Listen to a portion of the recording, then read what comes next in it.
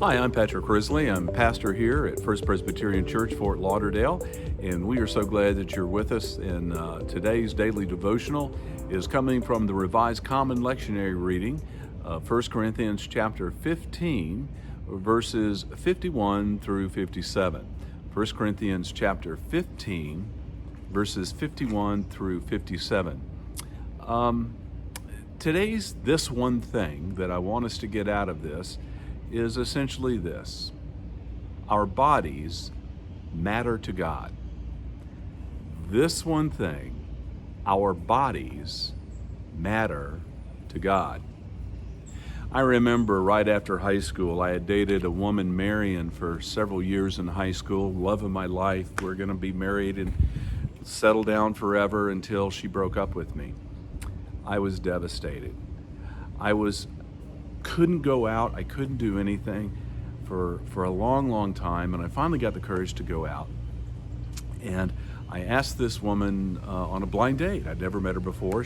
We got set up, and so I remember I was about 20 years old, and I went to her door, and I'd never met her before, and knocked on the door, and she kindly opened the door, and she was beautiful, just a lovely young woman. And she looked one look at me and literally looked me up and down and started laughing. And as she started laughing, I began to go, what's the deal? What's the big deal? And she said, "You're so short." And I've never forgotten that. I've never forgotten that. Her comments about my body, "You're so short." And I remember how that hurt. And I've always in my life had issues with my body. You see, I always wanted to be about another 8 inches taller. You see, if I was 8 inches taller, I wouldn't suffer from Dunlop disease. You know Dunlop disease. It's where your belly sometimes Dunlops over your belt. Well, I have that problem, but if I was only a little taller, I wouldn't have that problem at all. And I grew up, and still do, knowing that my body matters. And not only to me, but my body matters to God. Today's scripture from 1 Corinthians chapter 15, verses 51 through 58, remind us of this important fact that our bodies matter to God. I'm going to be reading from Eugene Peterson's translation of the Bible called The Message. He was a New Church planter up in Baltimore many years ago, and he was a linguist, and he translated the scriptures into colloquial English so that his new church members could understand what the Bible was saying. So I'm going to read from that today. Listen to the word of the Lord. "But let me tell you something wonderful, a mystery I'll probably never fully understand. We're not all going to die, but we are all going to be changed. You hear a blast to end all blasts from a trumpet, and in that time you look up in the blink of an eye, it's all over. Our signal from that trumpet from heaven, the dead will be up and out of their graves, beyond the reach of death, never to die again. At the same moment and in the same way, we'll all be changed. In the resurrection scheme of things, this has to happen. Everything perishable taken off the shelves and replaced by the imperishable. This mortal replaced by the immortal. Then the saying will come true: death swallowed up by triumphant life. Who got the last word, O death? O death, who's afraid of you now? It was sin that made death so frightening, and law code guilt that gave sin its leverage, its destructive power. But now, in a single victorious stroke of life, all three, sin, guilt, and death, are gone. The gift of our Master, Jesus Christ. Thank God. Thank God indeed." Friends, our bodies matter to God. What does the scripture mean?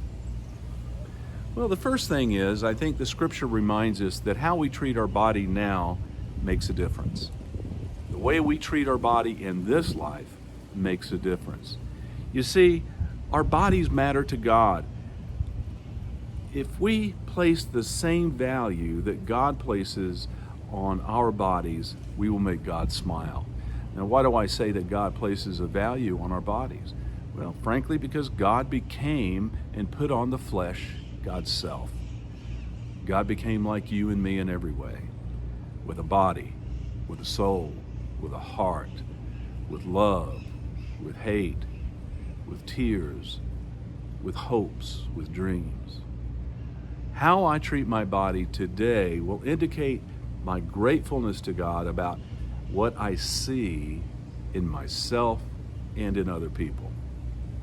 But secondly, like our faith and our relationship with God, we are told in our scripture today that one day our bodies will be perfected. They will be complete.